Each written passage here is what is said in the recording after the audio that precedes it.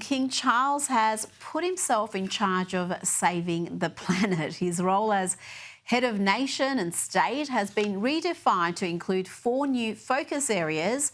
These include national unity, community impact, environmental sustainability and cultural heritage. Ian, what do you make of this? We all know King Charles has long been a greenie. He has said some radical things in the past, and this seems to be something that I think he would be very happy with, this role being redefined to include sustainability and environmental activism, essentially.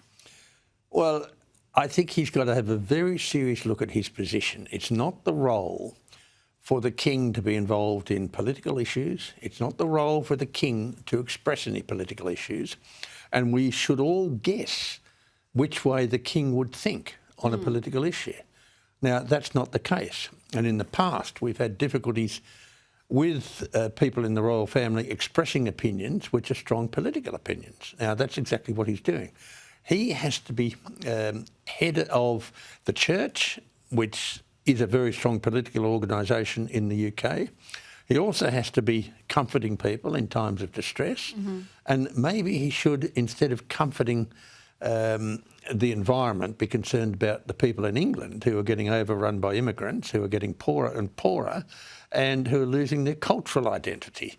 So I think he's got some bigger tasks to be involved in. And who are in energy poverty. A remarkable proportion of the country experiences what they call energy poverty, where they cannot afford their bills, they cannot afford their utilities. Pensioners in the UK have to make a choice between having a warm shower, having a heater on, or being able to cook a meal.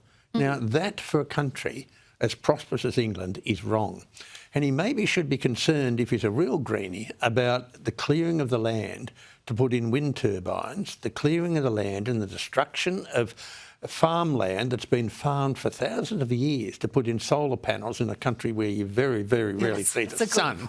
Maybe he should be concerned about the environmental damage that the environmental movement through their wind turbines and their solar panels are causing. So I think he's way off beam. Well, he has to be, like you said, completely apolitical, and that was one of the great things about his mother, the late Queen. You never knew where she stood on a political issue because she was so good about being a unifier, not being political in any way. But you certainly knew where the Duke of Edinburgh stood.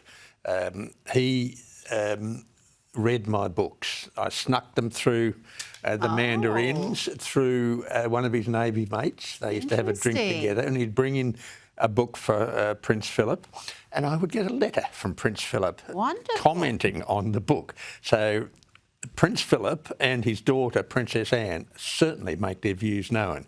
But they are not the king. They were not the king. They are not the king. Professor Plimer, fascinating. Thanks for your time tonight. Thank you.